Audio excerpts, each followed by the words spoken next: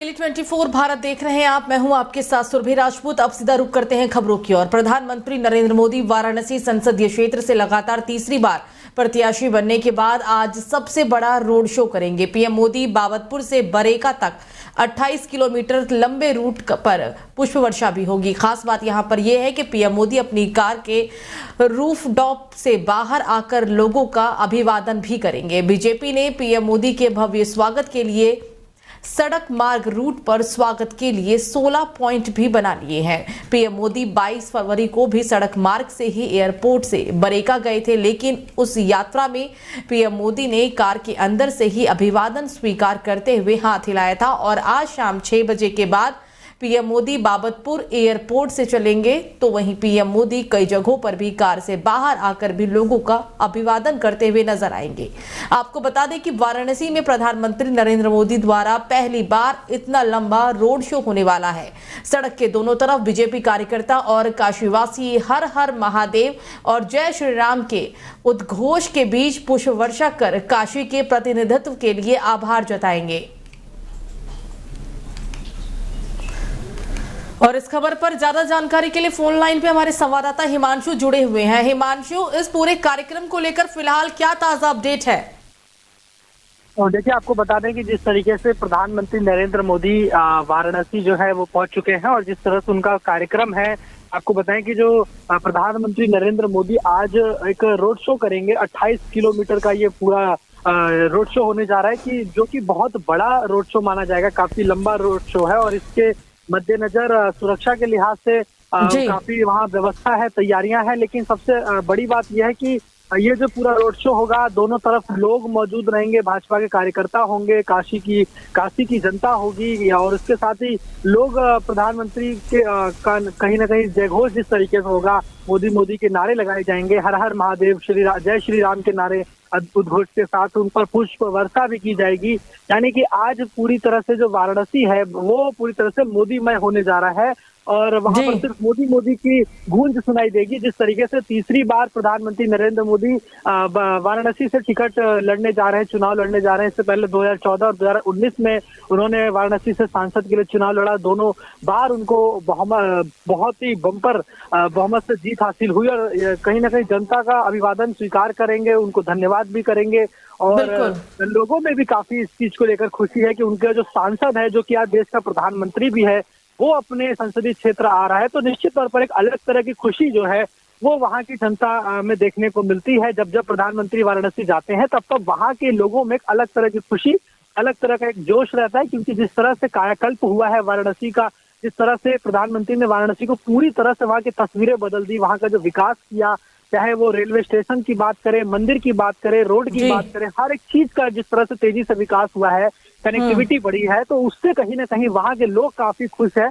और यही वजह है कि प्रधानमंत्री नरेंद्र मोदी का धन्यवाद भी करेंगे और बधाई भी देंगे। जी बिल्कुल हिमांशु, सही कहा आपने कि ये बहुत बड़ा मेगा रोड शो होगा जाहिर सी तौर पर, क्योंकि ये प्रधानमंत्री का संसदीय क्षेत्र है, तो जाहिर सी बात है कि वहां के लोगों में काफी उत्साह है। हिमांशु, तमाम जानकारी साझा करने के लिए आपका शुक्रिया।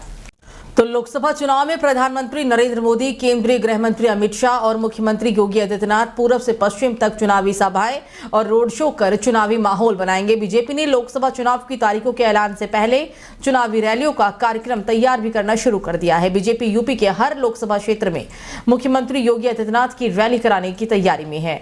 यूपी में बीजेपी चुनाव प्रचार की कमान मुख्यमंत्री योगी आदित्यनाथ भी संभालते हुए नजर आएंगे। इतना ही नहीं, सीएम लगभग सभी लोकसभा क्षेत्रों में रैली भी करेंगे। सूत्रों के मुताबिक दिन में 2 से 3 लोकसभा सीटों पर रैली की जाएगी। साथ ही सीएम योगी सिर्फ यूपी ही नहीं बल्कि राजस्थान, मध्य प्रदेश, गुजरात, महाराष्ट्र, कर्नाटक, तमिलनाडु, हिमाचल, उत्तराखंड, बिहार में भी चुनावी सभाएं करने जाएंगे। पहले चरण के प्रत्याशी के नाम घोषित होने के बाद इन राज्यों में भी सीएम योगी रोड शो और रैलियां निकालेंगे।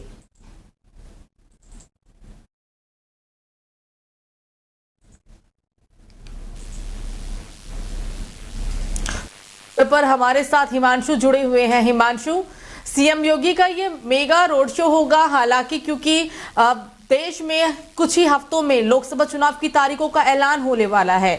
और खास बात यहाँ पर यह है कि सीएम योगी का जो रोड शो है और बाकी की तैयारियां हैं, वो सिर्फ यूपी ही नहीं बल्कि और भी राज्यों में प्लान तैयार कर रही है, कार्यकर्ता तैयार कर रहे हैं। आगे का पूरा जो क्या शेड्यूल रहने वाला है, फिलहाल क्या ताजा अपडेट है?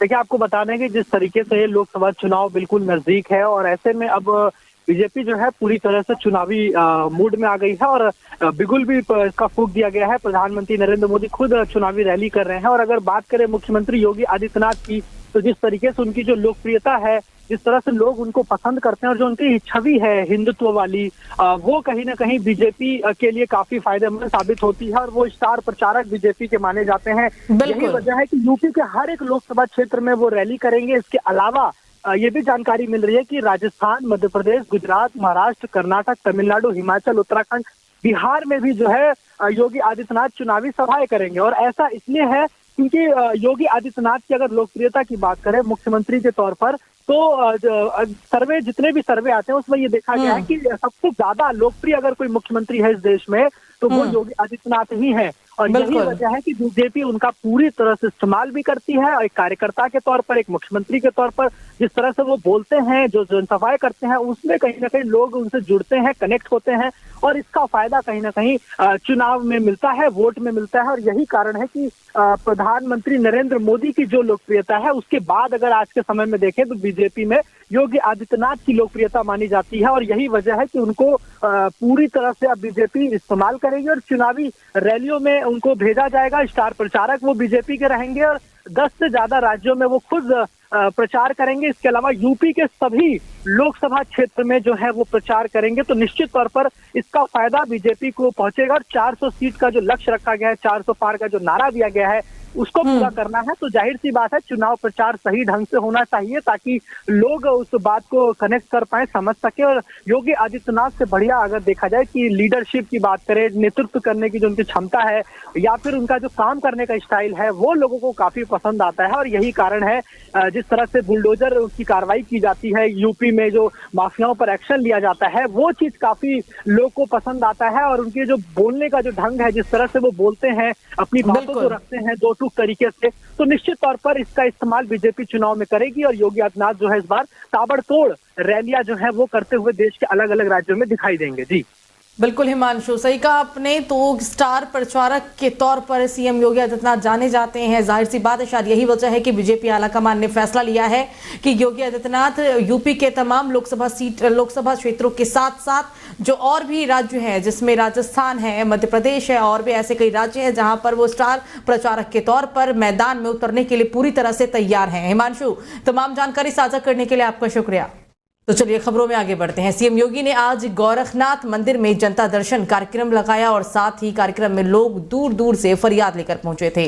सीएम योगी ने एक एक कर फरियादी की समस्याओं को सुना और मुख्यमंत्री योगी आदित्यनाथ ने अधिकारियों को निर्देशित किया है कि वो लोगों की समस्याओं पर पूरी गंभीरता और संवेदनशीलता से ध्यान देकर उनका निस्तारण भी करें और ये भी ध्यान दिया जाए कि किसी को भी परेशान ना होना पड़े। जरूरतमंदों को शासन की कल्याणकारी योजनाओं का लाभ पहुंचाया जाए।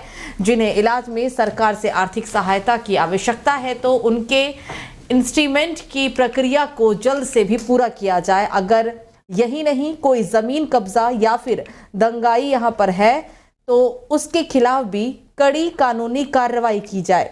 हर व्यक्ति की समस्या का निस्तारण समस्या और पारदर्शी रूप से उसकी संतुष्टि के अनुरूप ही किया जाना सुनिश्चित होना चाहिए। और यही वजह थी कि आज सीएम योगी ने जनता दरबार लगाया है।